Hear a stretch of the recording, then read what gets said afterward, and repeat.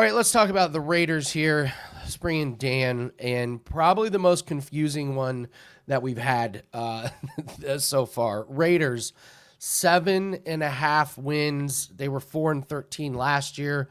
My opinion, Dan, you kind of throw it out the window because this is not the same team. It's completely different. Offense was ranked 25th. Defense was 31st. It makes you wonder how they won 4 games. if your team is that bad. Off-season moves. I mean, Geno Smith's now the quarterback. They have a new coach. They drafted Ashton Janti. They added depth to the secondary. I'll go over their schedule, which to me makes it even more confusing. At Patriots, home Chargers, at Commanders, Bears, at Colts, Titans, at Chiefs, then their bye week.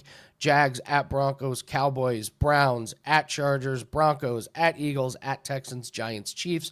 They're going to get steamrolled in some games, and then they're going to win easily against some of them. Any opinions on this one? Yeah, I mean, the schedule isn't awful, right? But one of the worst parts of the Raiders' schedule is the fact that they have to play in the AFC West. And if you remember the hot take that I threw out there on the Kansas City Chiefs, I think this is going to be an incredibly competitive division, largely in part that this is just the wild card team.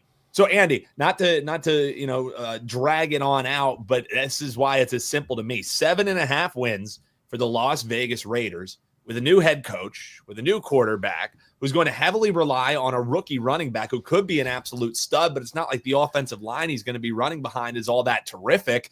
And factoring in that if you're relying on a rookie running back, you'd probably want him to have some time to get his feet underneath him, right? Acclimate to the NFL. Well, the number one worst rest differential is the Las Vegas Raiders schedule this year. They're going to have a lot of games with quick turnaround for a team who's trying to find their identity. You know, I feel like more time to prepare for a Pete Carroll would be advantageous for this team.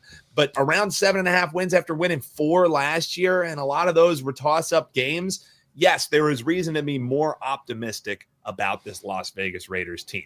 You can't be any worse optimistic than when you knew you had a lame dud head coach. You knew you didn't really have much of a direction. You bring in Geno Smith. Is that going to be good? Is that going to be negative? I mean, him and Pete Carroll had some sauce there. But for me, Andy, this is one that's so easy to just draw a line through. There's 32 teams in the NFL. Why are we trying to prognosticate against a team who we have absolutely no clue what they're going to look like with a completely new regime, a completely new look offense, a defense that, they got Max Crosby, but it's pretty hit or miss on that back end. So for me, 7.5 wins, I would lean towards the under, Andy, because we have to have a pick on this. But this one's so easy. You cross it off. You know nothing about the Raiders until a couple of weeks in. You want to hit them on an in-season total? That's the way to bet them. But you're not betting the Raiders before the season starts. That's just trying to call a shot and sound like you know what you're talking about when you simply don't. I'm the same way. I don't need to drag this out. I lean to the under, but there's no way I'm betting this with my own money. Absolutely no way. So yeah. We can or Prez's money. Yeah, not even we wouldn't even bet this one with Prez's money. No. So that's the easy breakdown for the Raiders. There's way too many other bets on the board. So, all right, Raiders, you're dead to us in terms of betting for or against you. Yep, we're done.